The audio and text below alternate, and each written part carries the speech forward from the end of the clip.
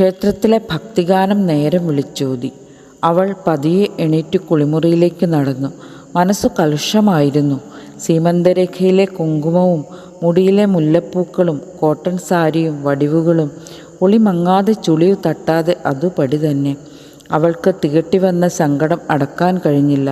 മുറിയിലെ പൈപ്പിൽ നിന്ന് വീഴുന്ന വെള്ളത്തിൻ്റെ ശബ്ദത്തിനൊപ്പം ആ സങ്കടം തേങ്ങലായി, പൊട്ടിക്കരച്ചിലായി നിമിഷങ്ങളോളം.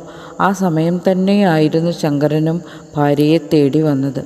പരസ്പരമുള്ള കൂടിക്കാഴ്ച വളരെ പരിഭവവും ആനന്ദവും ഇടകലർന്നതായിരുന്നു. തൻ്റെ പത്നിയോട് ചോദിക്കാനും പറയാനുമുള്ള 1000 ചോദ്യങ്ങളും ശ്രവിക്കാനുള്ള ഉത്തരങ്ങളുടെ ആകാംക്ഷയും അവളിലും അവനിലും വീർപ്പുമുട്ടി. അവളുടെ മിഴികൾ 2 അരുവികളായി. ശങ്കരന് എന്തു പറയണമെന്നറിയില്ല. എങ്കിലും തൻ്റെ നേർപ്പാതിയുടെ 2 കരങ്ങളും അയാൾ സ്നേഹവാത്സല്യത്തോടെ അമർത്തിപ്പിടിച്ചു. അവൻ്റെ മിഴികൾ ഭയവിഹ്വലമായിരുന്നു. ചുറ്റിനും തന്നെ വിഴുങ്ങാനായുന്ന അഗ്നിയെ ഭയന്നിട്ടെന്നവണ്ണം അയാൾ ആരെയൊക്കെയോ എന്തിനൊക്കെയോ ഭയക്കുന്നതായി അവൾക്ക് തോന്നി.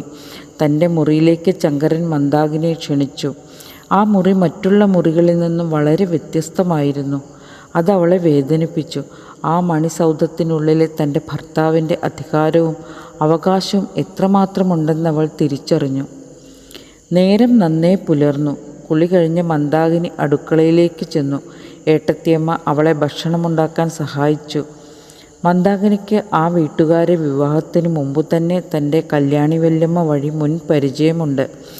വല്യമ്മയുടെ ആങ്ങളയെയും അദ്ദേഹത്തിൻ്റെ അറിവില്ലായ്മയിൽ ചെറുപ്പത്തിൻ്റെ ചോരത്തിളപ്പിൽ പറ്റിയ ഒരബദ്ധത്തിൻ്റെ ഭാഗമായ ശങ്കരനെയും അവൾക്ക് ഓർമ്മ വെച്ച നാൾ മുതൽ അറിയാം. കല്യാണി വല്യമ്മയിൽ നിന്നും ലഭിച്ച അറിവിൽ നിന്നും ശങ്കരൻ അവൾക്ക് പ്രാണനായി. 4 വർഷങ്ങൾക്ക് മുമ്പ് അവൾക്ക് ശങ്കരനെ പരസ്പരം കാണാൻ സാധിക്കുകയും ചെയ്തിരുന്നു. അന്ന് തനിക്ക് 17 തികഞ്ഞിരുന്നില്ല എന്നവൾ ഓർത്തു.